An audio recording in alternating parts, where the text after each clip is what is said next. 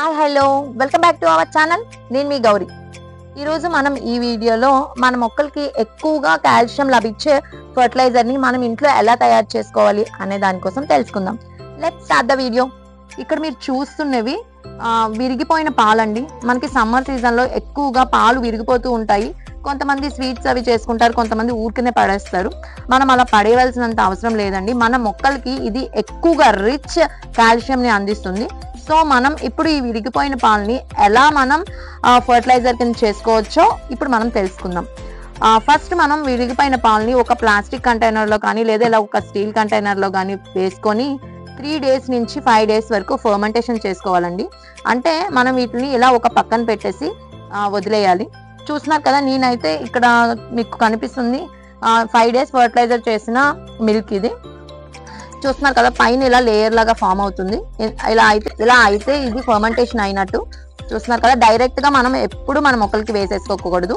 మనం ఇలా ఫర్మెంటేషన్ చేసుకున్నాక వీటిని మనం వడకట్టుకొని దాన్ని వాటర్లో డైల్యూట్ చేసుకొని మన మొక్కలకి వేసుకోవాలి.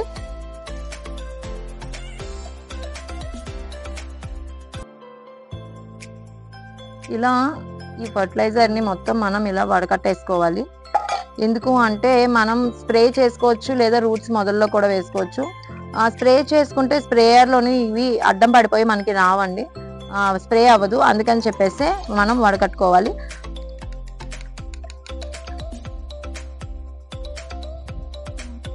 ఇలా మనం ఒక గ్లాస్ ఈ ఫర్టిలైజర్ తీసుకుంటే 5 గ్లాసులు వాటర్ అనేది మనం డైల్యూట్ చేసుకోవాలి. ఎప్పుడు మనం ఇది డైరెక్ట్గా మన మొక్కలకి ఇవ్వకూడదండి. ఫర్టిలైజర్ ఎప్పుడు ఈ ఫర్టిలైజర్ అనే కాదు, ఏ ఫర్టిలైజర్ అయినా మనం డైల్యూట్ చేసుకున్నాకే మన ప్లాంట్స్కి ఇవ్వాలి.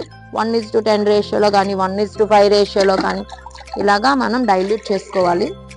చూస్తున్నారు కదా, ఇలా డైల్యూట్ చేసుకున్న ఫర్టిలైజర్ని అన్ని కూరగాయల మొక్కలకి, ఫ్రూట్స్ ప్లాంట్స్కి లేదా ఫ్లవర్స్ ప్లాంట్స్కి దేనికైనా ఇచ్చుకోవచ్చు అండి. అలాగే మనము వీటిని స్ప్రే కూడా చేసుకోవచ్చు స్ప్రేయర్లో వేసి. ఇది మనకి ఎలా యూజ్ అవుతుంది అంటే, మట్టి అనేది చాలా గట్టిగా ఉండేటప్పుడు ఇది లూజ్ అవడానికి కూడా ఈ ఫర్టిలైజర్ ఎక్కువగా యూజ్ అవుతుంది. అలాగే పూత ఇలాగ ఫ్లవరింగ్ స్టేజ్లోని ఇది రాలిపోకుండా ఉండడానికి కూడా ఈ ఫర్టిలైజర్ మనకి ఎక్కువగా యూజ్ అవుతుంది.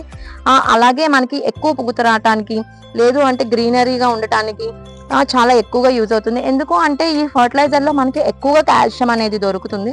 కాల్షియం అనేది ఎక్కువగా దొరికేటప్పుడు మొక్కలకి పూత పిందె అనేది రాలిపోకుండా ఉంటుంది. అలాగే మట్టిలో సారంత్వం కూడా బాగా పెరుగుతుంది.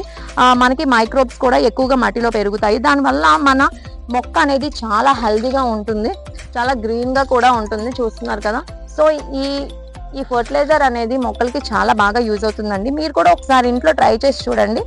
ఎలా అనిపించింది అనేది నాకు కామెంట్ సెక్షన్లో కామెంట్ చేయండి. నెక్స్ట్ వీడియోలో మళ్ళీ కలుద్దాం. Please subscribe to my channel. See you, bye, happy gardening.